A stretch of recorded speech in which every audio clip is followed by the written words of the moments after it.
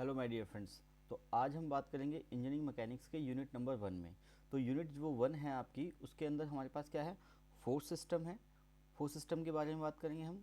Equilibrium conditions कौन कौन सी होती हैं या कौन कौन सी उसकी इक्वेशंस है उसके बारे में बात करेंगे। और सबसे इंपॉर्टेंट जो डिस्ट्रीब्यूटेड फोर्सेज होती हैं वो कैसे बिहेव करती हैं, उनका रोल क्या होता है, ठीक है, वो सारी चीज़ों को हम डिस्कस करेंगे। अब यहाँ पे बेसिकली हम जो डिस्कस करेंगे कंटेंट, वो GGSIPU गुरु गोविंद सिंह यूनिवर्सिटी के सिलेबस के अकॉर्डिंग यहाँ पे हम मेजोरिटी डिस्कस करेंगे, ठीक है। जो कि आपके सेशनल्स के लिए बहुत इंपॉर्टेंट है, क्योंकि वहाँ सेशनल में आपका यहीं से जो यूनिट 1 है इसमें से आएगा आपका, ठीक है। यूनिट 1 जो होता है आपका plus unit 2, unit 1 plus unit 2 से आपका सेशनल 1 बनता है, ठीक है। और सेशनल 2 जो होता है आपका, ठीक है, वो बनता है यूनिट 3 प्लस यूनिट 4 से बनता है, ठीक है। अब कुछ रूल्स में क्या हो गया है कि यूनिट जो सेशनल 2 है आपका वो नहीं होता है, ठीक है। तो सेशनल 2 अगर नहीं होता है तो उसमें 3+4 यूनिट 3 और 4 के असाइनमेंट्स दिए जाएंगे, उसके बेसिस पे मार्किंग होती है। अदरवाइज अगर सेशनल्स होते हैं तो यूनिट 3 प्लस यूनिट 4 से सेशनल 2 बनेगा, और यूनिट 1 से जो सेशनल 1 और सेशनल यूनिट 1 प्लस यूनिट 2 से सेशनल 1 आपका बनता है, ठीक है। तो अभी ऑलरेडी आपका 1-2 सेशनल्स हो चुके हैं, ठीक है। और आई थिंक 7th को आपका इंजीनियरिंग मैकेनिक्स का सेशनल है। तो उसमें कमिंग जो सेशनल होगा आपका इंजीनियरिंग मैकेनिक्स का, उसमें यूनिट 1 और यूनिट 2 आएगी, ठीक है। तो अब डिले ना करते हुए स्टार्ट करते हैं, बट उससे पहले आप चैनल को लाइक करें, शेयर करें और सब्सक्राइब करें। सब्सक्राइब काफ़ी लोगों ने कर रखा होगा ऑलरेडी, ठीक है। Thank you so much. तो अब सबसे पहले बात करते हैं कि इंजीनियरिंग मैकेनिक्स बेसिकली होता क्या है।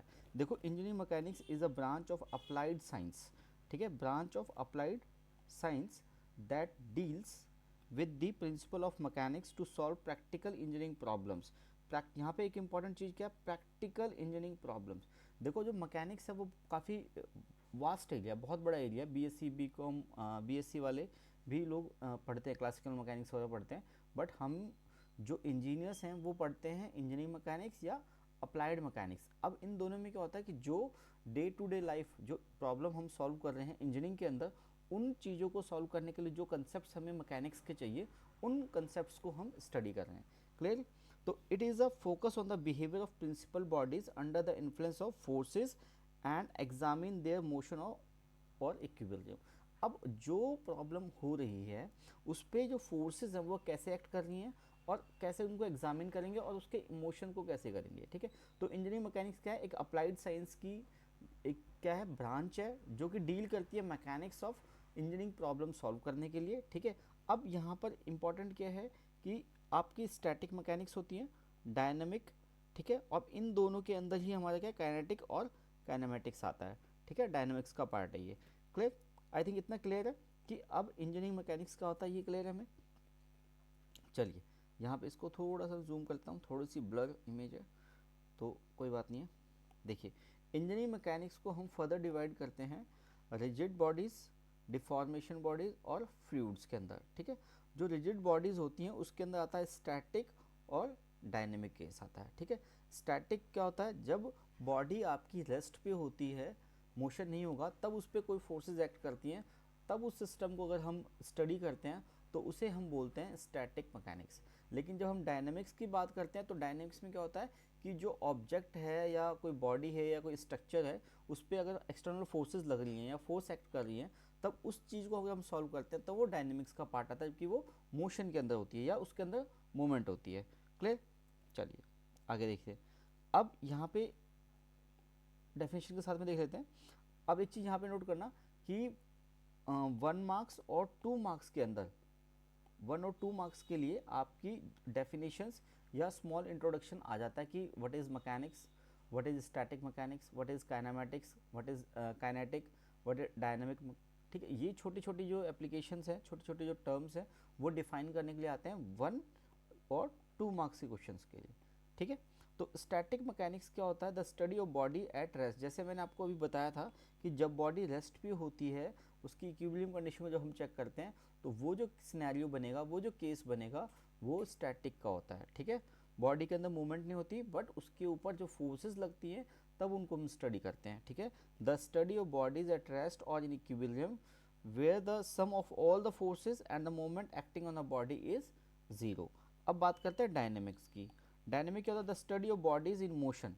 जब बॉडी आपकी मोशन के अंदर है, जब बॉडी आपकी मोशन के अंदर होगी तब उसके ऊपर फोर्सेस एक्ट करेंगी, तब अगर हम उस सिस्टम को स्टडी करते हैं, ठीक है, तब उसको हम बोलते हैं डायनेमिक कंडीशन। ठीक है, further divided into kinetics and kinematics. The study of motion without considering the force that cause it. अगर कोई बॉडी पे फोर्स लग रही है, कोई इफेक्ट हो रहा है, तो हम उस इफेक्ट की बात कर रहे हैं, ना कि उस फोर्स की बात करेंगे। जब हम फोर्स को नेग्लेक्ट कर देते हैं कि भाई फोर्स कहीं से भी आ रही हो, कैसी भी हो, उसके हमें मतलब नहीं है, बट जो इफेक्ट हुआ है हमें सिर्फ उससे मतलब है, तब वो जो केस होता है वो आपका बनता है काइनेमेटिक्स के अंदर। लेकिन जब हम स्टडी करते हैं उसके कॉज को और उसके इफेक्ट को, दोनों को, तब वो काइनेटिक्स का पार्ट आता है। ठीक है, engineering mechanics form the foundation for various fields engineering such as civil engineering, mechanical, aerospace, materials engineering by providing essential tools for analyzing structure, machines and system। देखो जो इसकी जो एप्लीकेशन है इंजीनियरिंग मैकेनिक्स की, उसको हम बहुत सारे अदर इंजीनियरिंग के अंदर भी यूज़ करते हैं, लाइक आपका सिविल इंजीनियरिंग में, मैकेनिकल इंजीनियरिंग में, एरोस्पेस इंजीनियरिंग में, मटेरियल इंजीनियरिंग में, ठीक है, और डिफरेंट इंजीनियरिंग्स में उसको यूज़ करते हैं, या उसकी एप्लीकेशन को हम यूज़ करते हैं उस पर्टिकुलर ब्रांच ऑफ साइंस या इंजीनियरिंग की प्रॉब्लम्स को सॉल्व करने के लिए। क्लियर? बेसिकली एक टूल की तरह इसको यूज़ कर रहे हैं, इसके लॉज, इसके कंसेप्ट को। क्लियर? चलिए अब बात करते हैं अदर स्पेशलाइज सब फील्ड्स कौन कौन सी होती हैं जिसमें मैकेनिक्स का रोल आता है। जैसे सबसे अगर इम्पॉर्टेंट क्या बात करें तो fluid mechanics, the study of behaviour of fluids. Fluids के अंदर हम लिक्विड और गैसेस दोनों को कंसिडर करके चलते हैं। जब whenever we talk about the fluids we consider liquid plus gases, दोनों को हम कंसिडर करते हैं, बिकॉज जो गैसेस होती हैं वो भी फ्लूइड की तरह बिहेव करती हैं। Clear? Under the various forces and in motion. Solid mechanics में क्या होता है? सॉलिड मैकेनिक्स में आप स्ट्रेंथ ऑफ मटेरियल्स पढ़ते हैं, focus on the deformation and stress of solid material under the external forces. जब भी डिफॉर्मेशन आती है सॉलिड बॉडीज के अंदर, सॉलिड स्ट्रक्चर के अंदर या रिजिड बॉडीज के अंदर, तो उसके अंदर हम डिफॉर्मेशन को स्टडीज करते हैं और स्ट्रेस को स्टडी करते हैं, स्ट्रेस, स्ट्रेन, ये सब चीज़ें हम डिस्कस करते हैं। ठीक है, बायोमैकेनिक्स में क्या था? The application of mechanics to the biological systems. Biological systems में अगर हम मैकेनिक्स के रूल्स को अप्लाई करते हैं, उसको बिहेवियर को स्टडी करते हैं, तो उसको बायोलॉजिकल सिस्टम या बायोमैकेनिक्स बोलते हैं। Clear? Mechanics of material studies the behaviour of material under different loading condition. Different forces बोल सकते हो आप या एक्सटर्नल फोर्स बोल सकते हो। ठीक है, external force including tension, compression, share etcetera. तो ये हम बात कर रहे थे मैकेनिक्स ऑफ मटेरियल्स की। क्लियर है? आई थिंक जो सब जो कैटेगरीज हैं वो भी क्लियर हो गई हैं आपको। ठीक है, इसमें क्या क्या पढ़ा हमने? फ्लूइड मैकेनिक्स क्या होता है, solid mechanics, biomechanics and mechanics of materials. Clear? चलिए, फोर्स इन मैकेनिक्स, कितने टाइप के फोर्सेस होते हैं मैकेनिक्स के अंदर, इंजीनियरिंग मैकेनिक्स किस किस टाइप की फोर्सेस से हम डील करेंगे उसको हम देखेंगे। ठीक है, तो फोर्स क्या होता है? Force is an external influence और interaction that cause change in the motion और state of a body. Force एक वो पर्टिकुलर सिचुएशन है या इंट्रैक्शन है, इन्फ्लुएंस है, जिसकी वजह से जो स्टेट है, जो मैटर है आपका, ठीक है, उसकी स्टेट में चेंज आता है। अगर वो स्टेशनरी है तो वो मोशन में आ जाएगा, मोशन में तो वो स्टेशनरी हो जाएगा, या बॉडी के उसके पैरामीटर्स चेंज हो जाते हैं। ठीक है, एक्स वाई जेड के अंदर। क्लियर है? एक्सेलरेट्स करता है, वो डिफॉर्म्ड हो सकता है, keep it in equilibrium.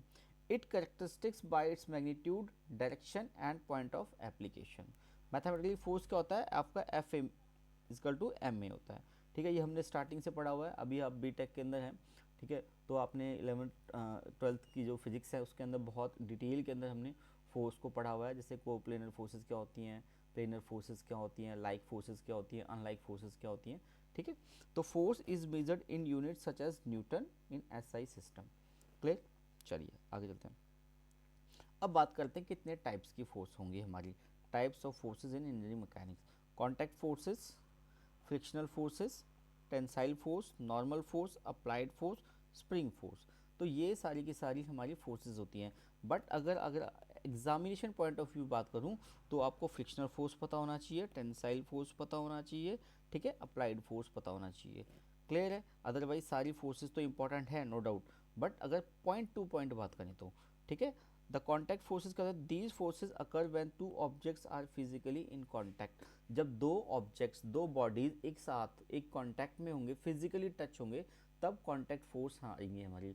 So that कि एक बॉल और two ball, one ball two ball हैं जो आपकी, ठीक है, या ए बॉल बी बॉल के दोनों टच हैं, तो ए बॉल की वजह से सेकंड को क्या इफेक्ट पड़ रहा है, सेकंड की वजह से ए पे क्या इफेक्ट आ रहा है, तो उस फोर्सेस को हम कॉन्टैक्ट फोर्सेस बोल सकते हैं, ठीक है। फ्रिक्शनल फोर्स क्या होगा, oppose the relative motion between two surfaces in contact, जब भी दो ऑब्जेक्ट एक साथ हैं, टच हैं फिजिकली, और वो उनमें से एक भी अगर मूव कर रहा है तो फ्रिक्शन फोर्स आपकी एक्ट करेगी, ठीक है, वो प्रेजेंस अपनी फील कराएगी। Clear. Tensile force, pulling force extended by a rope, spring और केबल, उसकी वजह से जब हम इसको स्ट्रेच करते हैं तब हमारा टेंसाइल फोर्स आ गया। जैसे आप इरेजर ले लीजिए, ठीक है, उसको आप स्ट्रेच कीजिए, या रबड़ बैंड ले लीजिए, ठीक है, उसको स्ट्रेच करो तो उसमें टेंशन आएगी आपकी, ठीक है। Applied force, any external force applied to a body such as pushing और pulling. Spring force, the restoring force extended by stretch और compression of the spring, वो आपका spring force होता है। क्लियर। नॉन कॉन्टैक्ट फोर्सेस कौन सी होती हैं, ग्रेविटेशनल फोर्स, ग्रेविटेशनल फोर्स होता है आपका, ठीक है, मैग्नेटिक फोर्स, इलेक्ट्रोमैग्नेटिक फोर्स और न्यूक्लियर फोर्स। तो ये फोर्सेस कौन सी फोर्स होती हैं, the force of attraction between two masses, earth gravity on a object, ठीक है, वहाँ पे जब दो मासेस के बीच में उसके मास के प्रेजेंस की वजह से अगर वो ग्रेविटेशनल फील कर रहा है तो, ठीक है, बट मासेस का जो साइज है बहुत बड़ा होना चाहिए, ठीक है। Electromagnetic force, the force arising from electric charge and magnetic field, electric charge मतलब पॉजिटिव नेगेटिव की वजह से अगर फोर्स इन्फ्लुएंस हो रही है, या मैग्नेटिक फील्ड की वजह से फोर्स इन्फ्लुएंस्ड हो रही है, ठीक है, तो वो इलेक्ट्रोमैग्नेटिक फोर्स में काउंट होगा। न्यूक्लियर फोर्स में होगा एटॉमिक न्यूक्लियाई जो होते हैं आपके, उनकी वजह से फोर्स ऑफ अट्रैक्शन या रिपल्शन बनता है न्यूक्लियस के केस में। सॉरी, ये स्ट्रॉन्ग और वीक दोनों हो सकते हैं, ठीक है। इंटरनल एक्सटर्नल फोर्सेस होती है आपकी, इंटरनल फोर्सेस, ठीक है, और एक्सटर्नल फोर्सेस। इंटरनल फोर्सेस कौन सी होती हैं, जो with in a body act करती हैं, जब तक बॉडी के इंटरनली आप जो स्ट्रक्चर है उस पर फोर्स नहीं लगाएंगे वो रिएक्ट नहीं करेंगी, ठीक है, उसको बोलते हैं हम internal forces. Stresses with in the material, वो मटेरियल के अंदर ही होती हैं, ठीक है। और एक्सटर्नल फोर्सेस कौन सी होती हैं, the force applied from outside a system such as wind, load on a structure. अगर आपने एक्सटर्नली फोर्स कोई अप्लाइड की है, जैसे विंड फोर्स आ गई आपकी, ठीक है, तो वो आपको एक्सटर्नल फोर्स बनाएगी, ठीक है, बहुत ही मोमेंटम के साथ में कोई ऑब्जेक्ट टकरा रही है उसके ऊपर, ठीक है, तो मतलब बाहर से फोर्स आ रही है, उसका जो इंटरनली जो स्ट्रक्चर है, जो बॉडी का जो मॉलिक्यूलर स्ट्रक्चर है, वहाँ से कोई फोर्स प्रोड्यूस नहीं हो रही है, आपके बाहर सराउंडिंग से कोई फोर्स एक्ट कर रही है। क्लियर। चलिए, डिस्ट्रीब्यूटेड एंड कॉन्सेंट्रेटेड फोर्सेस कौन सी होती हैं, लोड कंसंट्रेटेड फोर्स और distributed force, assume to act a single point load on the beam, ठीक है। सिंगल पॉइंट क्या होता है कि जब कंसंट्रेशन ऑफ फोर्स जो होता है वो एक ही पॉइंट पे होता है, जैसे अगर आप ड्रॉ करोगे,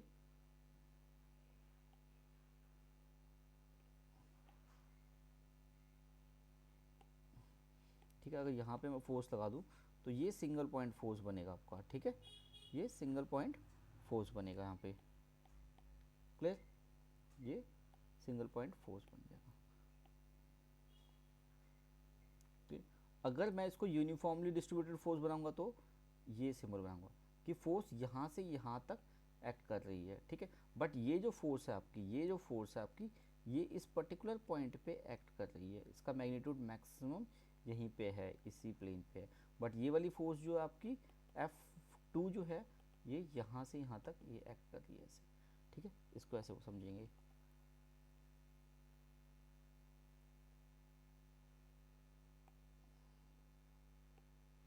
क्लियर। चलिए आगे चलते हैं। स्टैटिक एंड डायनेमिक फोर्स हम ऑलरेडी डिस्कस कर चुके हैं। स्टैटिक फोर्स कौन सी होगी, जो कि मोशन के अंदर ऑब्जेक्ट नहीं होती है, तब उस पर अगर कोई एक्ट कर रहा है, ये स्टेशन, ये सिस्टम आपका क्या है, आपका static force, do not change over the time और cause of body to remain in equilibrium पे रहेगी, ठीक है। डायनेमिक में क्या होगा, वेरीज विद द टाइम, मतलब अगर आपकी कोई साइकिल चला रहे हो आप, ठीक है, ये साइकिल रोटेट कर रही है आपकी, ठीक है, अब जो फोर्स लग रही है तो वो क्या आ जाएगी आपकी डायनेमिक फोर्स आपकी। क्लियर। रिएक्टिव फोर्स क्या है, रिएक्शन एट अ सपोर्ट, जब भी अगर ये कोई बीम है, इसके ऊपर ये रिएक्शन आर ए और ये आर बी, और ये है रिएक्शंस आपकी, ठीक है। Generate as supports to maintain equilibrium, such reactions at a hinge और रोलर सपोर्ट। क्लियर। अब बात करते हैं सबसे इंपॉर्टेंट जो है यहाँ पे प्रिंसिपल ऑफ ट्रांसमिसिबिलिटी। ये जो प्रिंसिपल ऑफ ट्रांसमिसिबिलिटी है ये एग्ज़ाम के अंदर बहुत बार पूछा जाता है या इसकी एप्लीकेशन पूछी जाती है। तो अब डिस्कस करते हैं कि प्रिंसिपल ऑफ ट्रांसमिसिबिलिटी होता क्या है। बेसिकली क्लास के अंदर हमने ये सब डिस्कस किया हुआ है, अगर किसी को एग्जैक्ट पता है तो प्लीज़ कमेंट बॉक्स में बताओ, ठीक है। The effect of a force on a body remains the same if the force is applied at any other point along the line of action provided the body remains rigid। ये कह रहा है कि एक बॉडी है आपकी, वो rigid है, ठीक है। आपने इस पर फोर्स प्रोवाइड किया है, तो अगर मैं कोई F1 आपने प्रोवाइड किया, अगर मैं F2 भी प्रोवाइड करता हूँ तब भी सेम रिएक्शन हमें मिले, सेम ट्रांसमिशन हमें मिले, ठीक है। ठीक है, अगर उस फोर्स को कहीं और लगाता हूँ मैं। समझ में आया नहीं? चलो दोबारा समझते हैं। अब एक्सप्लेन करते हैं। The line of action of a force is an imaginary line extending infinitely in both direction along the force act, as long as the force magnitude and direction line of action are unchanged. आपको देखो force का magnitude, force 1 है तो second में force 2 होगी, लेकिन दोनों equal होगी। डायरेक्शन आपने चेंज नहीं करनी है, डायरेक्शन भी हमारी क्या होगी, सेम डायरेक्शन होगी। लाइन ऑफ एक्शन भी हमारा सेम होगा, लाइन ऑफ एक्शन भी अगर सेम होगा, अगर मैं इसको लाइन ऑफ एक्शन मान लेता हूँ एक्स एक्स, तो अगर आपने F1 यहाँ पे लगाया था तो F2 इसी लाइन पे लगाएंगे आप, ठीक है। कोलिनियर लाइन पे, स्ट्रेट लाइन पर ही लगाएंगे along the line of action without altering the body overall motion और इक्विलिब्रियम। और बॉडी की शेप और साइज को आप चेंज नहीं करोगे, सेम बॉडी रहेगी। क्लियर। इसको डायग्राम की हेल्प से समझने की कोशिश करेंगे। The principle of superposition of force, principle of transmittivity of force and resultant of force. देखो यहाँ से आपने फोर्स लगाई, ये लाइन ऑफ एक्शन हमारी, ठीक है, यहाँ से, और यहाँ पे फोर्स लगा रहे हो आप, ये, ठीक है।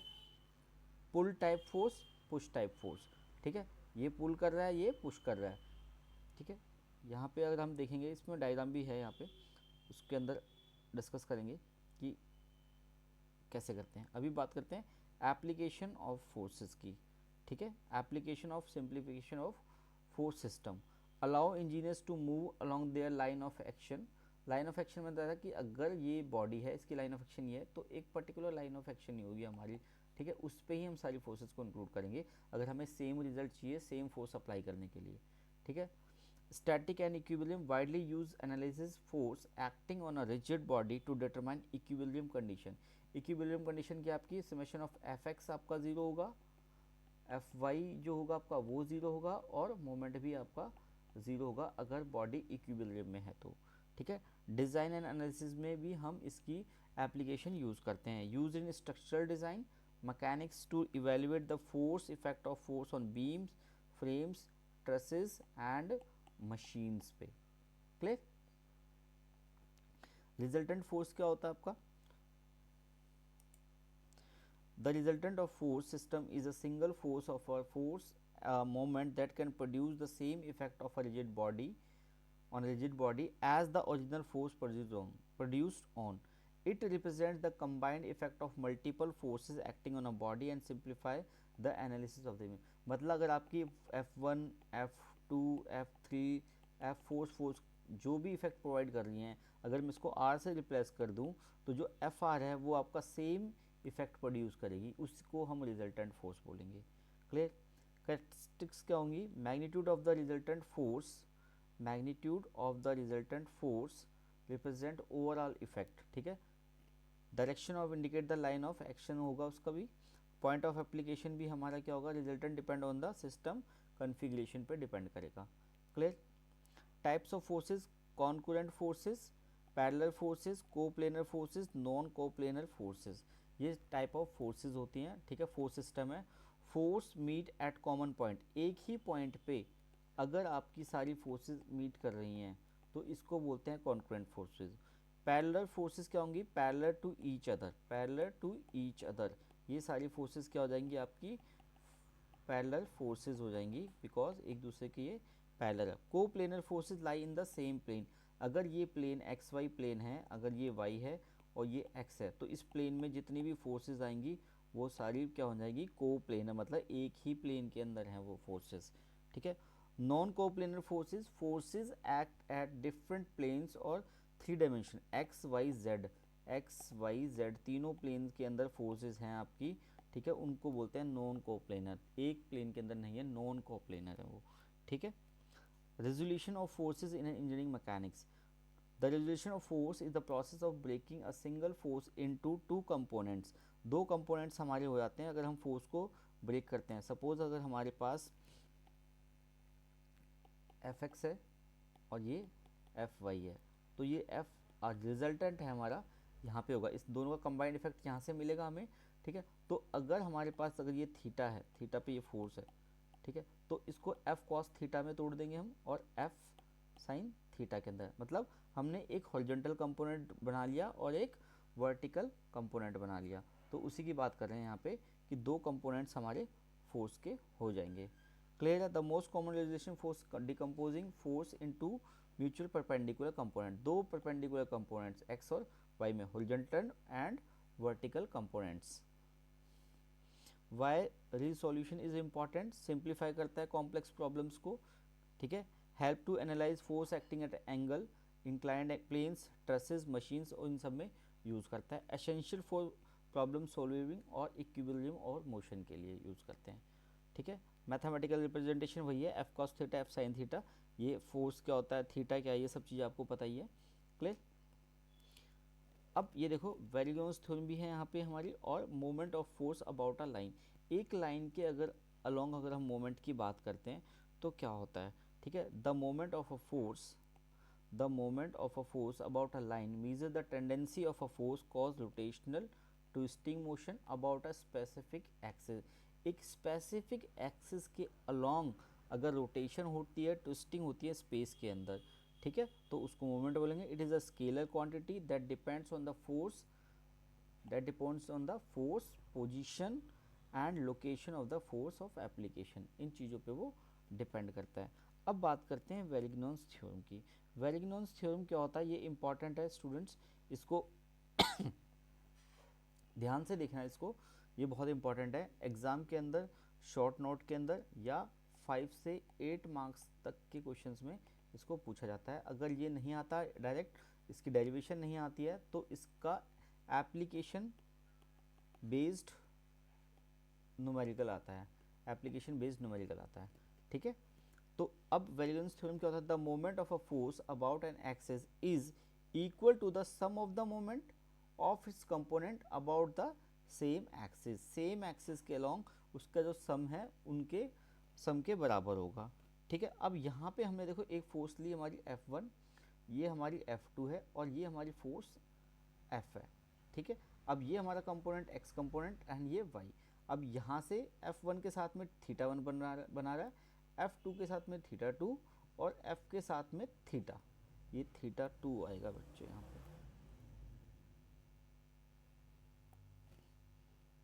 θ2 आएगा। क्लियर? अब हमने क्या किया, हमने मोमेंट निकाला O के along, force about, moment of the force about point O point के अलोंग हमने मोमेंट निकाला।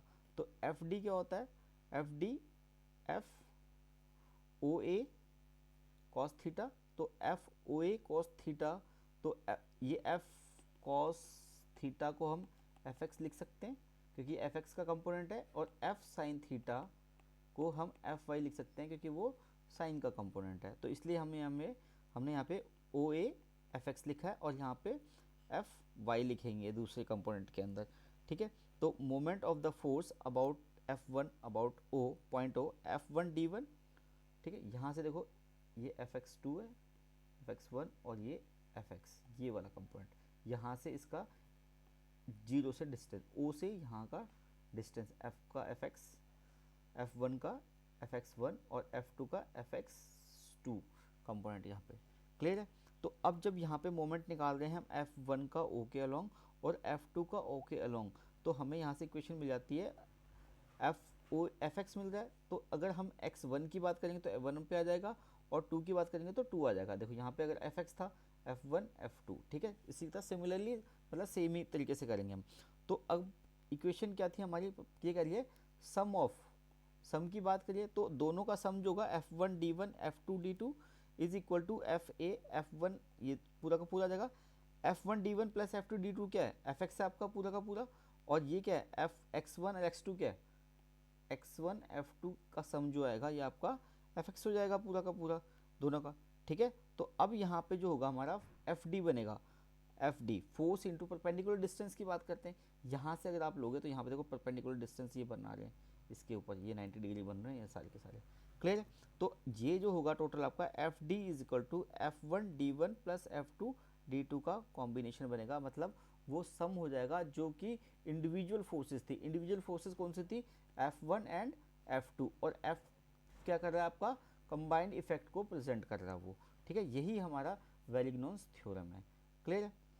चलिए अब बात करते हैं कपल की। कपल क्या होता है, a system of force whose resultant of force is zero about the resultant moment about a point is not zero, clear है। अगर किसी चीज़ के ऊपर आपका वो क्या कर रहा है, अगर सेंटर से आपने पकड़ लिया, एक फोर्स पॉजिटिव लग रही है एक नेगेटिव लग रही है, डायरेक्शन चेंज है तो उसको एक्सिस पर रोटेट करा देगा, ठीक है, या वो अपने ही एक्सिस पर रोटेट कर रहा है, इधर इट इज़ रोटेट क्लॉकवाइज और एंटी क्लॉकवाइज, ठीक है। अब बात करते हैं प्रॉपर्टीज़ क्या होती हैं, properties of couple in mechanics, ठीक है। Couple consist of two equal and opposite parallel forces separated by a perpendicular distance producing a pure rotational effect, pure rotational effect produce करेगा हमारा, ठीक है, अगर उसमें लॉसेस नहीं है तो।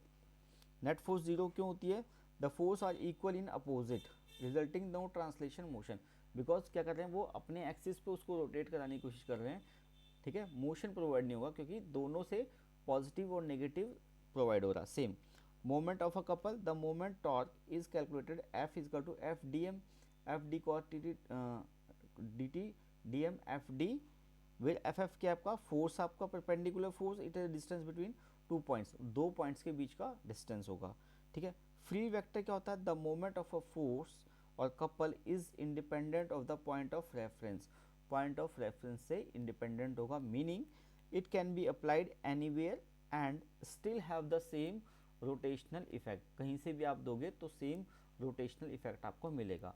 अब बात करते हैं direction of moment, the direction of moment is perpendicular to the plane of the couple and determine the right hand rule से हम पता लग जाएगा।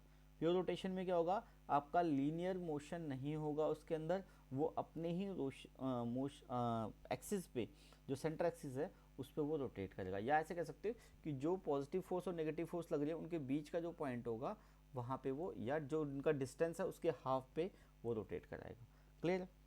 Independent of a force preposition, independent of force preposition में क्या होगा आपका,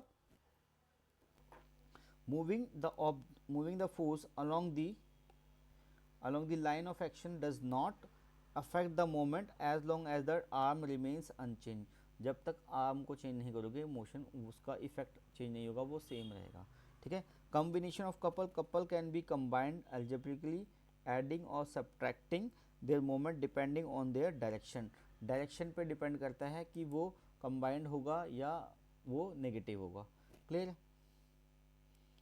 इक्विलिब्रियम इन mechanics, अब मैकेनिक्स में जो इक्विलिब्रियम क्या होता है, देखो जो आपका यूनिट वन है इसमें कंसेप्चुअल चीज़ें ज़्यादा हैं समझने की, और जो जैसे मैंने आपको बताया वेरिग्नोन्स थ्योरम है उसके ऊपर न्यूमेरिकल्स की प्रैक्टिस हम करेंगे, वो हम उसके लिए अलग से एक सेशन बनाएंगे, चैप्टर बनाएंगे, ठीक है, उसमें हम डिस्कस करेंगे। जैसे हमने फोर्सेस की बात की, पैरेलल फोर्सेस हैं आपकी, कोप्लेनर फोर्सेस हैं आपकी, रिजल्टेंट फोर्सेस हैं आपकी, इनके ऊपर भी स्मॉल न्यूमेरिकल्स आते हैं, वो भी हम एक सेपरेट तरीके से डिस्कस करेंगे। बट अभी हम जो थ्योरेटिकल कंसेप्ट है इस चैप्टर का, थ्योरेटिकल जो कंसेप्ट है यूनिट वन का, उसको हम डिस्कस करेंगे, ठीक है। तो अगर जो स्टूडेंट्स बोर हो रहे हैं तो वो ध्यान रखें कि अगर बीच में छोड़ते हैं चीज़ों को तो वो कहीं ना कहीं आपको ये क्वेश्चन आपके एग्ज़ाम में मिलेगा, तो बीच में छोड़ना तो कोई सॉल्यूशन नहीं है, बट ये है कि आप इसको थोड़ा स्लो डाउन करके भी पढ़ सकते हैं, ठीक है। नोट्स बनाते रहिए साथ में, आपके शॉर्ट नोट्स बनाइए, उनको पढ़ लिए, रिवाइज़ कीजिए तो चीज़ें हो जाएंगी, बट हथियार नहीं डालने, हमने पढ़ना है, क्लियर है, क्योंकि ये जो सब्जेक्ट है थोड़ा सा आपका ट्रिकी है, आपको पढ़ना पड़ेगा। बट अगर आपका फिजिक्स अच्छा है, 11-12 में आपने फिजिक्स अच्छा किया है तो आप इसमें बहुत अच्छा स्कोर कर सकते हैं, लेकिन आपका फिजिक्स अच्छा नहीं है बट फिर भी अगर आप मेहनत करेंगे तो डेफिनेटली यहाँ पे भी आपके अच्छे मार्क्स आ सकते हैं, क्लियर है, क्योंकि बहुत ज़्यादा कॉम्प्लिकेटेड वाली चीज़ें नहीं है, सिंपली थोड़ी नॉर्मल मेहनत करेंगे तब भी बहुत अच्छा स्कोर कर सकते हैं। क्लियर है? चलो बैक टू द टॉपिक। अब बात करते हैं कि ये क्या होता है हमारा इक्विलिब्रियम इन मैकेनिक्स। इक्विलिब्रियम क्या होता है, जैसे आपको पता ही है कि इक्विलिब्रियम में अगर कोई कंडीशन, अगर कोई बॉडी इक्विलिब्रियम में है तो उसके ऊपर जितनी भी फोर्सेस लग रही हैं उनका जो कंबाइंड इफेक्ट है या फाइनल इफेक्ट होगा वो जीरो होगा। अगर वो जीरो होगा तभी तो वो अपनी पोजीशन पे स्टे करेगी। ठीक है, in mechanics refer to the state in which body or a system is at rest or moving with constant velocity, meaning no effect, no net force of a moment is acting on the body. जो net effect होगा force का वो zero होगा।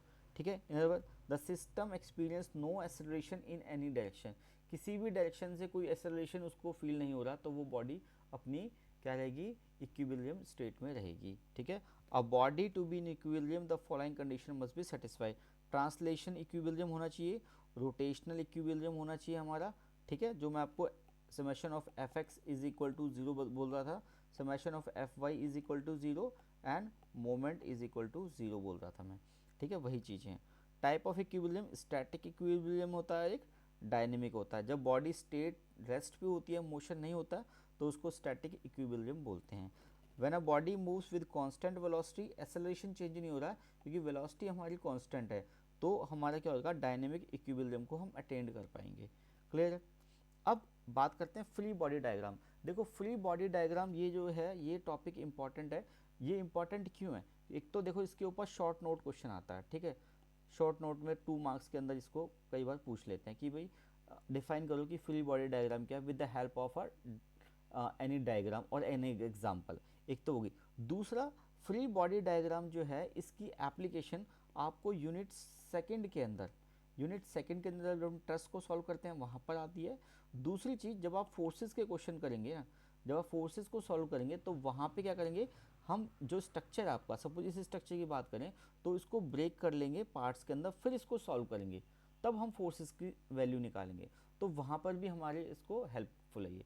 ठीक है, अगर mechanics में कोई भी न्यूमेरिक, किसी भी फोर्स से रिलेटेड या स्ट्रक्चर का न्यूमेरिक सॉल्व करते हो तो फ्री बॉडी डायग्राम बहुत ही ज़्यादा हेल्पफुल है, बिकॉज ये करता है कॉम्प्लेक्स जो प्रॉब्लम है उसको स्मॉल पार्ट्स में ब्रेक कर देता है। देखते हैं यहाँ पे। ठीक है, देखो a free body diagram is graphically representation used in engineering mechanics to visualize the force acting on a single object or a system.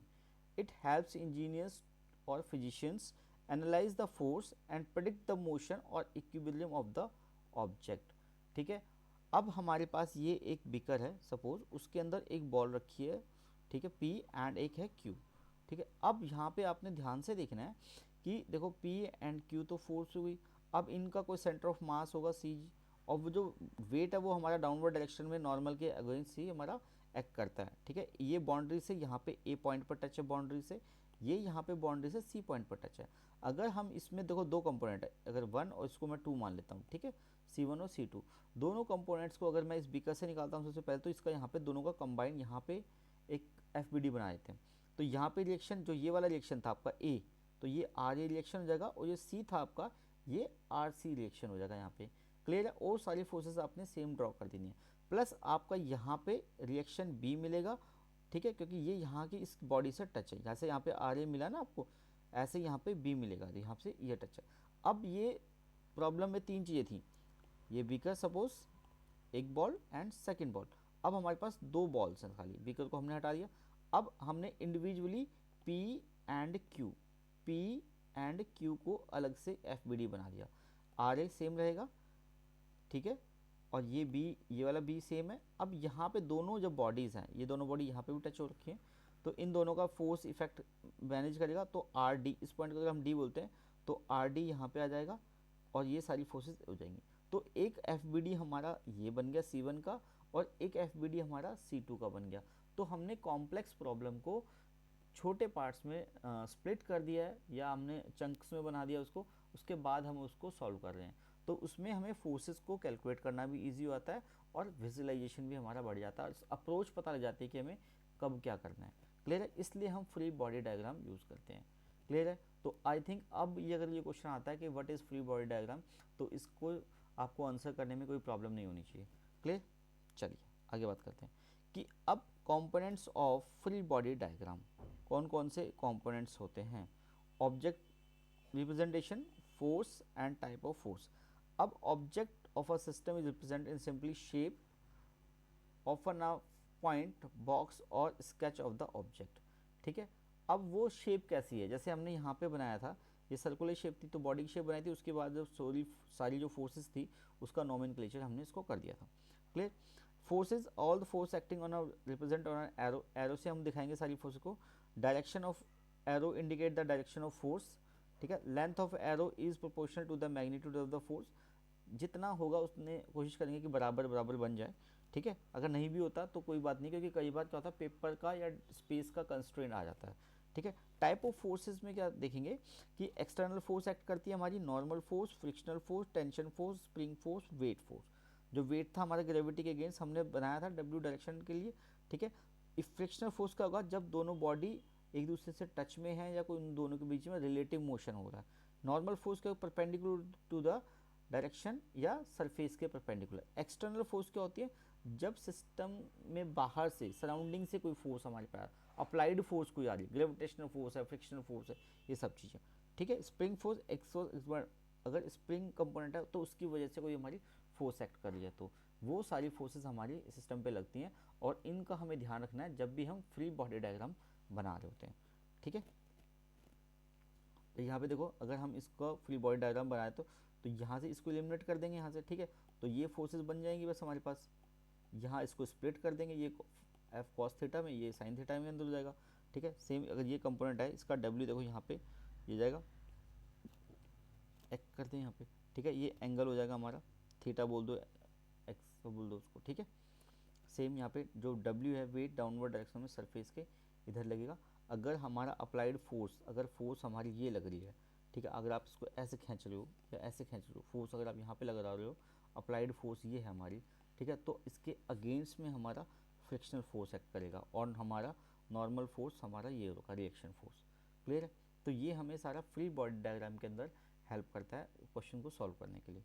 ठीक है, कंडीशन इक्विलिब्रियम की क्या है, वही कि जो मेन है जो इफेक्ट है, that this means the result net resultant, जो नेट रिजल्टेंट है आपका वो आपका ज़ीरो होना चाहिए. नेट रिजल्टेंट एक्सटर्नल फोर्स का वो ज़ीरो होना चाहिए, ज़ीरो होना चाहिए हमारा. क्लियर. अब बात करते हैं सेंटर ऑफ मास. अब यहाँ पे थोड़े कंसेप्ट वाले क्वेश्चंस हैं, इसके भी शॉर्ट टाइप के क्वेश्चंस पूछे जाते हैं. ठीक है, या आंसर आ जाते हैं कि डिफाइन करना है कि सेंटर ऑफ मास क्या होता है, सेंटर ऑफ ग्रेविटी क्या है, मोमेंटम क्या है आपका, कंजर्वेशन ऑफ एनर्जी क्या है, ये सब चीज़ें. ठीक है, तो सेंटर ऑफ मास की बात करते हैं. The centre of mass is the point of one body or a system where the entire mass can be assume to be concentrated for the purpose of analysis. मतलब हम मान के चल रहे हैं कि उस पॉइंट पे सारा मास जो है वो कंसनट्रेटेड होगा, उस पॉइंट को हम सेंटर ऑफ मास बोलते हैं. कंसेप्ट क्या है, it is the property of the distribution of mass with in the object independent of the external forces like gravity. The center of mass is defined as the point on which mass relative position is calculated to be zero. The mass distribution is considered uniform around the center of mass because the center of mass is independent of the gravitational field. Body remains unaffected by the change in the gravitational field. Clear है, तो उससे कोई फ़र्क हमें पड़ेगा नहीं.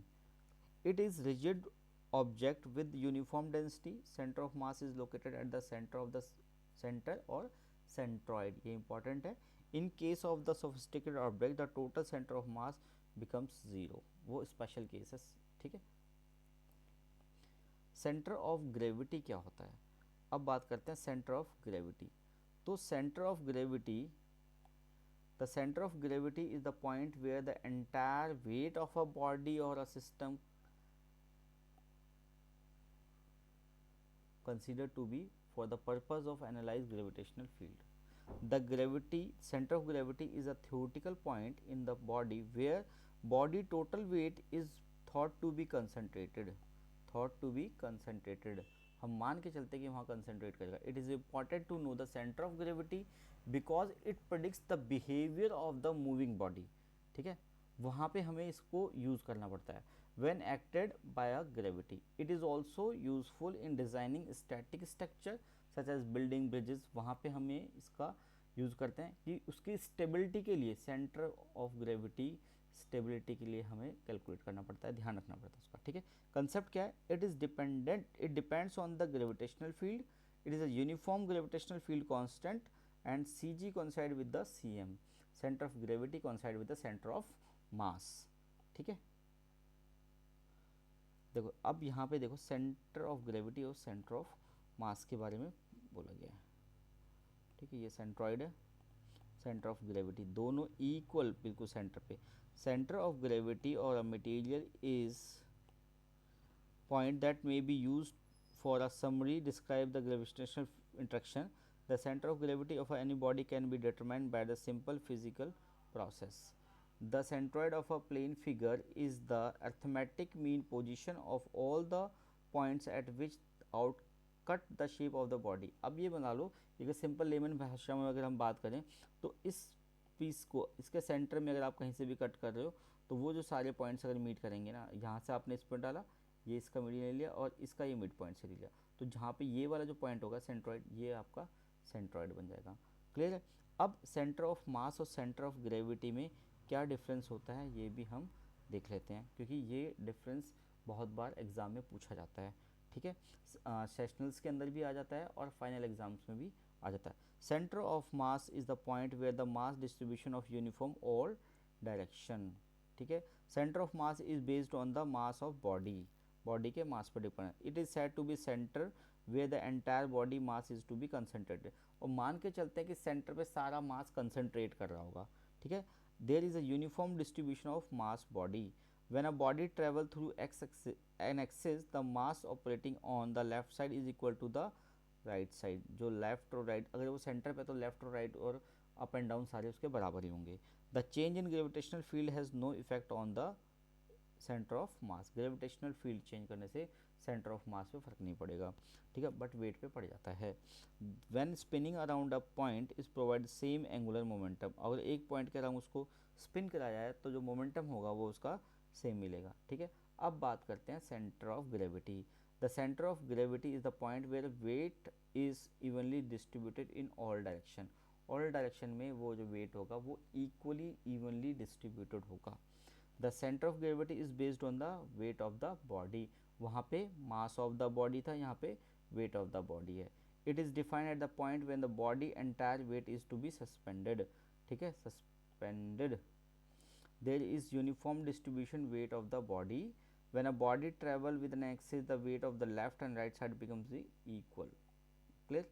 The change in force on earth acting gravitational or gravity usually cause the object more closer to the part of the strong body, ठीक है, strong field के against वो move करता है, ठीक है, because gravity net force torque is 0, ठीक है। तो ये हमने बात की कि हमारा सेंटर ऑफ मास और सेंटर ऑफ ग्रेविटी में डिफरेंस क्या है, ठीक है। एटलीस्ट 4 to 5 डिफरेंस हमें पता होनी चाहिए अगर इसके ऊपर क्वेश्चन आता है, तो या शॉर्ट नोट आपको सेंटर ऑफ ग्रेविटी पे आ सकता है, सेंटर ऑफ मास पे आ सकता है, इवन दोनों को डिस्कस कर सकते हैं, दोनों की इंपॉर्टेंस क्या है। तो मतलब वो पैराफ्रेजिंग की बात है कि एग्जामिनर उसको कैसे पैराफ्रेज करके पूछता है, ठीक है। Centroid in mechanics. In mechanics, the centroid or a shape or object of geometric center, average position of all the points in the shape. Average position of all the points in the shape. ठीक है, ये important है, ये बहुत important है, इस चीज़ को समझने की कोशिश करो। Average position of all the points in the shape. It is the point where the entire area 2D or volume 3D on an object could consider to be concentrated for the purpose of calculation, मतलब पूरे अगर overall के minute particles अगर होते हैं, बहुत छोटे छोटे जो पार्टिकल्स होते हैं, बहुत छोटे छोटे जो पार्टिकल्स होते हैं, इनके पूरे बिहेवियर को एक एक को इंडिविजुअली सॉल्व ना करने के बजाय हमें कोई एक पॉइंट ऐसा मिल जाए कि वो इस पूरे ग्रुप के कंबाइंड इफेक्ट को रिप्रेजेंट कर रहा हो, तब इजी हो जाता है प्रॉब्लम को सॉल्व करना। For uniform material the centroid coincides with the center of mass. In mathematical terms, the centroid is determined by the taking the average of coordinates of all the points in the shape. Application क्या क्या है भाई हमारी centroid की, हम इतनी देर से बात कर रहे हैं सेंटर ऑफ ग्रेविटी की बात कर रहे हैं, ठीक है, सेंटर ऑफ मास की बात कर रहे हैं, तो इनकी एप्लीकेशन क्या है, कहाँ पर इसको यूज़ करेंगे, ठीक है। स्ट्रक्चरल एनालिसिस जो होती है हमारी, जो सिविल का पार्ट है या मैकेनिकल की जो मशीन्स हैं या स्ट्रक्चर हमारा, वहाँ पर हम इसका यूज़ करते हैं। जैसे आपका बीम्स है, ट्रसेस हैं, स्ट्रक्चर कंपोनेंट हैं आपके, ठीक है, लोड अनलोडिंग के लिए, ठीक है। मैकेनिकल इंजीनियरिंग में बहुत यूज़ होता है, calculate moment of inertia, bending stresses निकालने में यूज़ होता है।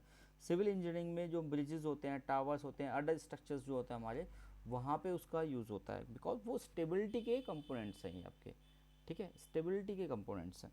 मटेरियल साइंस में हेल्प करता है हमें, distribution of material properties in composites, ठीक है। रोबोटिक्स एंड डायनामिक्स में यूज़ होता है, ग्रेविटी रोबोटिक्स के अंदर जितने आर्म्स होते हैं वो उसके अगेंस्ट ना चले जाएं, ठीक है, उस पैराफिल के अंदर ही रह के काम करें जो हमने उसको कमांड दी है, ठीक है। एरोस्पेस इंजीनियरिंग है, मैरीन इंजीनियरिंग है, वहाँ पर यूज़ होता है। हाइड्रोडायनेमिक्स, फ्लूइड मैकेनिक्स में भी हमारा इसका यूज़ होता है। तो आर्किटेक्चर जो होते हैं वो भी यूज़ करते हैं एस्थेटिक और फंक्शनल पर्पज से, जो स्ट्रक्चर बनाते हैं वहाँ पे, ठीक है। अब सेंट्रॉइड इन ज्योमेट्री, अब मैंने जैसे आपको बताया था कि अगर हमारे पास स्क्वायर है ये, ठीक है, अब इसके मिड पॉइंट से 90 डिग्री ड्रॉ करो, सेकेंड पॉइंट से 90 डिग्री, तो जो मीटिंग वाला पॉइंट है यहाँ पे सेंट्रॉइड आ जाएगा। सर्कल के अंदर आप, ठीक है, ड्रॉ करेंगे तो जो मिड पॉइंट होगा आपका, वो आपका क्या हो जाएगा, सेंटर होगा, वहाँ पे सेंट्रॉइड बन जाएगा। अगर ट्रायंगुलर है हमारे पास, ट्रायंगुलर है, इक्विलेटरल ट्रायंगल है हमारे पास, तो उसके यहाँ से मीडियन से अगर आप स्ट्रेट लाइन ड्रॉ करते हैं हर एक उसके वर्टेक्स पे, तो जो मिड पॉइंट होगा वहाँ पे आपको सेंट्रॉइड मिल जाएगा, ठीक है। तो ये तो हमारा होगा ज्योमेट्रिकल, कि हम शेप के अकॉर्डिंग कर रहे हैं। लेकिन कोई अगर इरेगुलर शेप है हमारे पास, तब कैसे सॉल्व करेंगे, उसमें हम इंटीग्रेशन का हेल्प ले लेते हैं, ठीक है। अब बात करते हैं कि अलग इंपॉर्टेंट टॉपिक की, जो कि एग्जामिनेशन पॉइंट ऑफ व्यू बहुत इंपॉर्टेंट है, ठीक है। तो अब वो जो टॉपिक है उसका नाम है रेडियस ऑफ गायरेशन। ये रेडियस ऑफ गायरेशन आप पहले भी फिजिक्स के अंदर पढ़ चुके हो, साइंस में आप पढ़ चुके हो, बट यहाँ पे भी हम देख लेते हैं इसके ऊपर। यहाँ पे न्यूमेरिकल आ जाता है, जिसमें से आपका सिर्फ फार्मूला यूज़ होगा, ये वाला फार्मूला एंड दिस फार्मूला, ठीक है। अब radius of gyration is denoted by के, is a measure that describe how the area or a mass of a body distributed about an axis। एक एक्सिस के along mass or area कैसे distributed है, उस चीज़ को हमारा रेडियस ऑफ गायरेशन एक्सप्लेन करता है। It represents the distance from the axis at which the entire mass or area of the object or body can thought to be concentrated to produce the same moment of the inertia of the actual distribution। किसी point पे अगर वो point मान के चलते हैं कि concentrated कर रहा है सारा एरिया, सारा मास, तो वो जो बिहेवियर होगा, वो जो प्रोड्यूस करेगा, मोमेंट प्रोड्यूस करेगा, वो हमारा क्या करेगा, इंडिविजुअल जो बिहेवियर था हमारा, मास जो डिस्ट्रीब्यूशन था, उसके इफेक्ट के सेम करेगा, उसके बराबर ही करेगा, तो उसको हम बोलते हैं रेडियस ऑफ गायरेशन, ठीक है। तो इसको आई एक्स इज कल्टूले, तो के एक्स स्क्वायर ए फोर एरिया होता है आपका, एक्स क्या हमारा, एक्सिस से डिस्टेंस, ठीक है, एक्सिस से डिस्टेंस हमारा, ठीक है। तो अगर हम के निकालें तो ये under root I x upon A हो जाएगा, ए एरिया होता है। और के से अगर हम डिनोट करते हैं तो जो हम पोलर मोमेंट ऑफ इनर्शिया के अंदर जाते हैं, तो हम आई एक्स प्लस आई वाई दो कंपोनेंट लेते हैं, तो ये भी इक्वेशन हमारी बन जाती है। तो इसको रिप्रेजेंट करने के, इसको सॉल्व करने के दो तीन equation, this equation you can use this equation, और यू कैन यूज़ दिस। तो वो डिपेंड करता है कि हमें क्वेश्चन के अंदर कौन सी क्वांटिटी गिवन है जिसकी हेल्प से हम रेडियस ऑफ गायरेशन को सॉल्व करें, या अगर हमें थ्योरेटिकल आता है तो सिर्फ हमें डायग्राम बनाना है, ये वाला डायग्राम बनाना है और ये थ्योरी लिखनी है, तो हमारे यहाँ पे काम चल जाएगा। क्लियर है? चलिए आगे चलते हैं। इम्पोर्टेंस क्या है the moment of inertia simplification. Radius of gyration simplify the calculation of moment of inertia by treating the entire mass or area concentrated as a single distance from the axis। एक axis से single point पे कहीं पे सारा area और मास हम concentrated मान के चलते हैं कि सपोज यहाँ होगा या यहाँ पर है सपोज, ठीक है। Predicting buckling in columns and slenderness members the radius of gyration helps determine the critical load at which buckling occurs। ये अगर बकलिंग या बेंडिंग वगैरह आती है तो किस पॉइंट पर आएगी, उस चीज़ को हेल्प करता है फाइंड आउट करने के लिए। रोटेशनल डायनेमिक्स में यूज़ करते हैं। In system involving angular motion the radius of gyration aids in analysis how mass distribution affect rotational inertia. Mass distribution की वजह से रोटेशनल इनर्शिया पे क्या फ़र्क पड़ेगा, वहाँ पर भी इसको यूज़ करते हैं। सेफ्टी एंड एफिशिएंसी के लिए ensure the structure and component are design with sufficient stability and durability to withstand operational. जब हमें बकलिंग का पता लग जाएगा, रोटेशनल का पता लग जाएगा और सिंप्लीफिकेशन जो मोमेंट है उसका पता लग जाएगा, तो हमें सेफ्टी और एफिशिएंसी में वो हेल्प करेगा मेंटेन करने के लिए। ठीक है। Insight into mass distribution provide value insights in how the mass or area is spread relative to given axes when influence the mechanical behaviour of the body. ठीक है। अब ये क्या है, स्ट्रक्चरल इंजीनियरिंग पढ़ लिया, डायनेमिक्स पढ़ लिया, एरोस्पेस इंजीनियरिंग पढ़ लिया, ये क्या है हमारी सिग्निफिकेंस है, कहाँ पे उसको हम यूज़ कर सकते हैं। तो हम स्ट्रक्चरल इंजीनियरिंग में यूज़ करेंगे, मैकेनिकल इंजीनियरिंग में, डायनेमिक्स में, मटेरियल साइंस में, डिज़ाइन ऑप्टिमाइजेशन में और इंजीनियरिंग एरोस्पेस इंजीनियरिंग में यूज़ करेंगे। ठीक है। अब इवेल्युएट स्टेबिलिटी के लिए हम यूज़ करते हैं बीम्स वगैरह के लिए। ठीक है। सिलेंडरनेस रेशियो डिटरमाइन करते हैं। ठीक है। बकलिंग वगैरह के अंदर यूज़ करते हैं। Rotational component analysing their moment of inertia. Dynamics में क्या करते हैं हम, how the body resist angular acceleration, जब बॉडी मोशन में है तो उसका एंगुलर एक्सेलरेशन पे क्या इफेक्ट आ रहा था, वहाँ पे भी यूज़ करेंगे। मटेरियल साइंस में हम देखते हैं जो स्ट्रेस स्ट्रेन है वो किस तरीके से कैसे इम्पैक्ट कर रहा है वहाँ पे हमारा। ठीक है। तो वहाँ पे उसको पता चला। डिज़ाइन ऑप्टिमाइजेशन में क्या होता है, side of the achieve desired mechanical properties while the minimizing material usage। Minimum resources के अंदर डिजायर्ड मैकेनिकल प्रॉपर्टीज़ को हमने यूज़ करना है। ठीक है। एरोस्पेस इंजीनियरिंग में क्या होता है, सैटेलाइट्स हैं, एयरक्राफ्ट हैं, ठीक है, उसके रोटेशनल डायनेमिक को समझने में वहाँ पे हमें हेल्प करता है रेडियस ऑफ गायरेशन। क्लियर है। तो ये इतना सारा आई थिंक सफिशिएंट है इसके बारे में लिखने के लिए। अगर शॉर्ट नोट आता है या डेफिनेशन आती है तो हम सफिशिएंटली उसको आंसर कर सकते हैं डायग्राम और थ्योरेटिकल डेटा देके। क्लियर। अब बात करते हैं पैरेलल एक्सिस थ्योरम, ये भी इंपॉर्टेंट है पैरेलल एक्सिस थ्योरम। ठीक है। अब इसके अंदर या तो स्टेटमेंट आ जाती है इसकी या इसके ऊपर न्यूमेरिकल आता है। अगर न्यूमेरिकल आता है तो जो ये फॉर्मूला है आपका, ठीक है, ये आपने यूज़ करना है।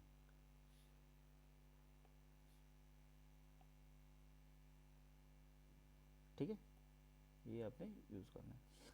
अब बात करते हैं कि ये पैरेलल एक्सिस थ्योरम होता क्या है। ये डायग्राम देखो, ये एक्स है, ये आपका वाई है, ये कोई आर्बिट्री बॉडी है आपकी। ठीक है। ये इसका लाइन ऑफ एक्शन है, ये आपका सी है, आपका सेंटर ऑफ मास। तो एक हमने एक स्मॉल एरिया ले लिया डी ए, स्मॉल एरिया। ठीक है। जो कि एक्स एक्सिस से वाई डिस्टेंस पे है और वाई से एक्स डिस्टेंस पे यहाँ पे। क्लियर है। तो an parallel axis theorem relates the moment of inertia or of a shape about an arbitrary axis to its moment of inertia about its parallel centroidal axis, centroidal axis के parallel. This theorem is particularly useful because if we know the centroidal moment of inertia of a shape, we can calculate the moment of inertia any other axis, any parallel axis, adding appropriate correlation factor. Alternately, if we know the moment of inertia about an x, we can find the associate centroidal moment और inertia subtracting by the same component। तो वहाँ से हम उसका effect को produce कर सकते हैं पैरेलल एक्सिस थ्योरम के अंदर पैरेलल कंपोनेंट की हेल्प से।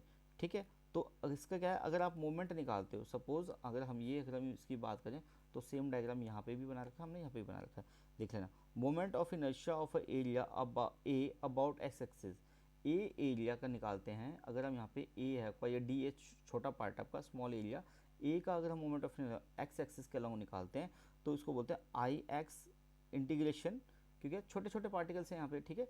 वाई स्क्वायर इंटू में डी ए। ठीक है। But Y is equal to D X plus D Y आपका वाई डैश है। तो वाई आपका क्या है, देखो वाई ये है, यहाँ तक आपका वाई है, यहाँ से यहाँ तक डी ए तक, तो D X plus Y dash तब मिला के आपका वाई बनता है। क्लियर है। तो इसकी वैल्यू यहाँ पे पुट करेंगे, इंटीग्रेट करेंगे हम इसको, तो ये क्या हो जाएगा, वाई स्क्वायर का हो जाएगा आपका I x y square D A plus A d A square, ये हो जाएगा हमारा। तो सेम जब हमारा x का आएगा, सेम इसी की तरीके से हम y का कंपोनेंट यहाँ से निकाल लेंगे, तो सिर्फ ये y का हो जाएगा। अगर हम पोलर मोमेंट की बात करते हैं, ये भी तो हमने बात की x और y की बात में, ठीक है, वर्टिकल हॉरिजॉन्टल और वर्टिकल कंपोनेंट के बारे में। लेकिन जब हम सर्कुलर कंपोनेंट की बात कर रहे हैं, पोलर मोमेंट ऑफ की बात कर रहे हैं, तो उसको हम j से डिनोट करते हैं। अब j जब पोलर मोमेंट होता है वो आपका x प्लस वाई दोनों के इफेक्ट का होता है, तो ये दोनों x और y, I X plus I Y is equal to J C, polar moment of inertia about the centroidal axis, तो जे सी निकल जाएगा। तो इस सारे इक्वेशन को हम बोलते हैं पैरेलल एक्सिस थ्योरम। क्लियर है? ये आपने क्या करना है, ये इक्वेशन लिखनी है, ये डायग्राम बनाना है, आपका क्वेश्चन सॉल्व हो जाएगा। क्लियर है? देखो हर बुक के अंदर जो बुक आप फॉलो कर रहे हो उसमें मे बी जो वर्ड्स हैं या जो लैंग्वेज है वो अलग मिल सकती है, बट जो कंसेप्ट है वो सेम होगा, जो मीनिंग होगा वो सेम होगा हर बुक के अंदर। चाहे आप DS कुमार यूज़ कर रहे हो या AK तयाल यूज़ कर रहे हो, ठीक है, या पियर्सन की कोई बुक यूज़ कर रहे हो, ठीक है, तो वहाँ पे सब कुछ सेम होगा। क्लियर? परपेंडिकुलर एक्सिस थ्योरम क्या होता है? अब वहाँ पे हमने बात की थी पैरेलल एक्सिस थ्योरम की, यहाँ पे क्या है, परपेंडिकुलर। यहाँ पे परपेंडिकुलर कंपोनेंट स्टेट्स, ठीक है, states that are planar lamina with a uniform mass distribution, the moment of inertia about an axis perpendicular to the plane of the lamina is equal to the sum of the moment of the inertia about the two mutual perpendicular axes of the lamina which intersect at a point where the perpendicular axis passes through. Clear? This theorem applies only to planar bodies with uniform mass distribution, मतलब mass distribution uniform होना चाहिए, and is valid when the body lies entirely in a single plane, मतलब एक ही plane। अगर मैं बात कर रहा हूँ x और y की, तो ये बॉडी जो आपकी XY प्लेन के अंदर है, ये स्मॉल एरिया D है, ये यहाँ से इसका x डिस्टेंस है और यहाँ से ये y डिस्टेंस है। क्लियर? और R हमारा क्या, ये रिजल्टेंट कंपोनेंट है। ठीक है, तो अब यहाँ कर अगर हम बात करते हैं सेम जैसे हमने पहले किया था, आई जेड जो है हमारा I X plus I Y inertia के इक्वल होता है। तो moment of inertia of the elementary component about O Z about O Z. Clear? क्योंकि तीनों कंपोनेंट क्या है, एक्स वाई जेड, तीनों क्या है, एक दूसरे के 90 डिग्री है, परपेंडिकुलर है ना। ठीक है, तो ये हो जाएगा D A square, D A R का स्क्वायर। तो डी ए आर क्या है हमारा, अगर ये रिजल्टेंट है तो ये इन दोनों का वो होगा combined, R X square plus Y square. तो इसको हम क्या करेंगे, इंटीग्रेशन कर लेंगे बाद के अंदर। तो I Z Z is equal to summation of D A X square plus summation of D A Y square. तो डी ए स्क्वायर और वाई स्क्वायर क्या होगा, ये हमारा हो जाएगा। और जब हम इसकी बात कर रहे हैं, क्योंकि ये क्या है, दो परपेंडिकुलर कंपोनेंट्स का है, तो दो परपेंडिकुलर कंपोनेंट्स कौन से होंगे, ये हो जाएंगे एक्स वन वाई, और किसके अगेंस्ट में, जेड के अगेंस्ट में। क्लियर है? तो ये हो गए हमारे perpendicular axis theorem. Polar moment of inertia क्या होता है, जब जिसमें कंबाइंड इफेक्ट आता है या सर्कुलर इफेक्ट हमारा आता है। The moment of inertia is measured an object capacity to oppose or resist torsion when some amount of torque is applied to it on a specified axis. Torsion is on the other hand is the twisting of an object due to the applied torque. The polar moment of inertia basically describes cylindrical object including its segments resistance to torsional deformation when torque is applied in a plane that is parallel to the cross section area in a plane that is perpendicular to the centroidal axis। ठीक है, cylindrical axis के अंदर तो वो अपने axis की भी बात कर रहा है, और जो उसके जो दूसरे सेगमेंट्स हैं आपके उसके बारे में, क्रॉस सेक्शन जो एरिया है उसके बारे में बात कर रहा है। क्लियर है? उसको बोलते हैं पोलर मोमेंट ऑफ इनर्शिया। अब मोमेंट ऑफ इनर्शिया और पोलर मोमेंट ऑफ इनर्शिया क्या होता है, इसके अंदर भी डिफरेंस को हम एक बार चेक कर लेते हैं। Polar moment of inertia is use to measure object ability to oppose angular acceleration. Clear? It is a measure of an object ability to oppose torsion। यहाँ पे angular acceleration की बात है, यहाँ पे torsion की बात है। इस formula is given I r square D M J R square D A. यहाँ पे मास होगा और यहाँ पे एरिया होगा, ये kg मीटर स्क्वायर, ये m की power 4। Depends on the mass of the body, it depends on the geometry of the body. Polar moment में ज्योमेट्री मेजर रोल प्ले करती है, मोमेंट ऑफ इनर्शिया में mass of the body major role play करता है। Clear? यहाँ पे देखो mass moment of inertia, mass moment of inertia also known as the rotational inertia is a quantity that measures a body resistance to change in rotation direction or angular direction. Clear? It is basically characteristic that acceleration undergo by an object or a solid when torque is applied. The mass moment of inertia is usually denoted by the letter I. I से हम denote करते हैं, इस diagram में आपको देखो यहाँ पे को दिख जाएगा। ठीक है, dm क्या है, ये स्मॉल मास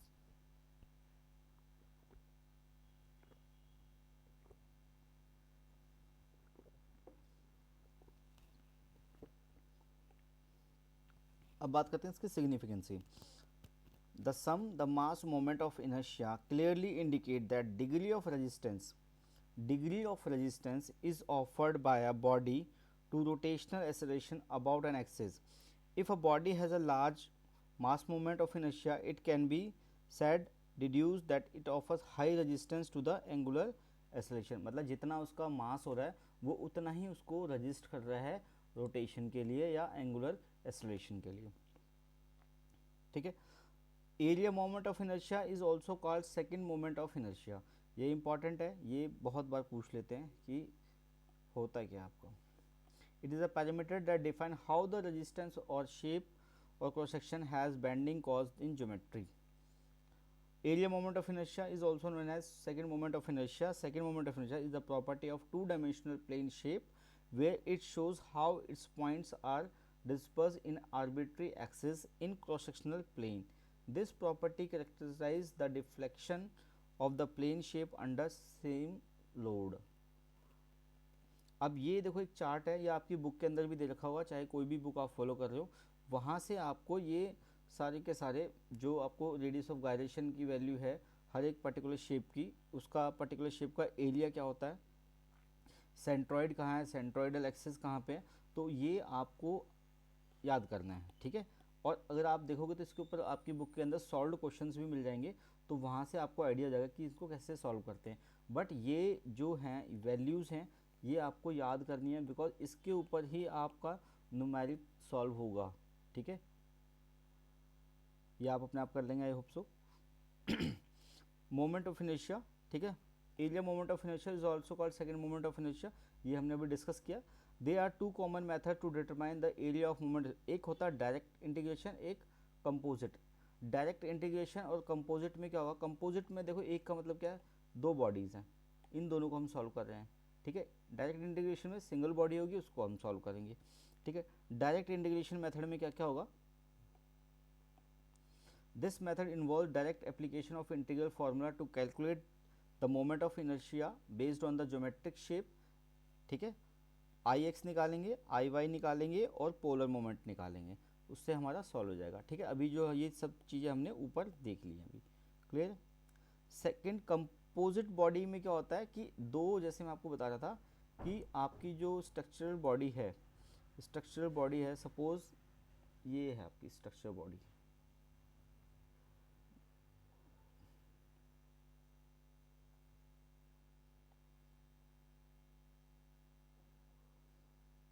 अब ये देखो 1 2 एंड 3, तीन बॉडी हो गई, तो ये आपका कंपोजिट चीज है आपका।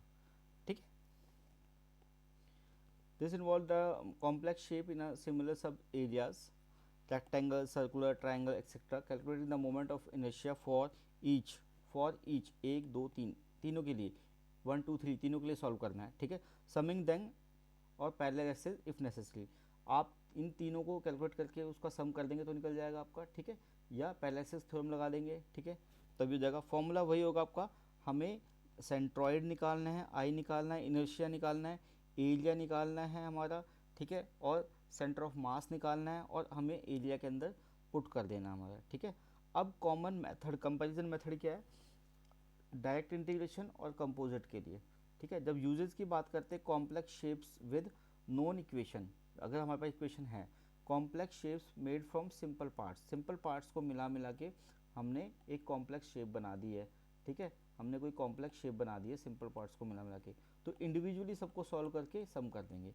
ठीक है, simplicity can evolve complex calculation, easier for practical engineering shape, flexibility work for any continuous shape, limited to shapes decompose into simple parts, उसको तोड़ लेंगे, ब्रेक कर लेंगे। ठीक है, उसके बाद सॉल्व करेंगे। Accuracy high but computationally intensive, approximate but easier to calculate, तो ये हमारे क्या थे, एस्पेक्ट्स थे कंपैरिजन मेथड के। ठीक है, तो अब इसी के साथ में जो आपका यूनिट 1 है वो कंप्लीट हो जाता है। तो best of luck for your exams और thanks for watching whole session. Please channel को लाइक करें, शेयर करें।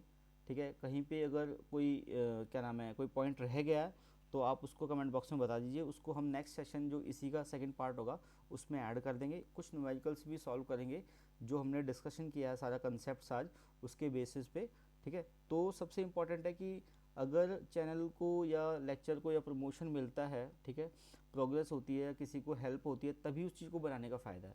अगर वो यूज़फुल नहीं है तो कोई फ़ायदा नहीं है उन चीज़ों का।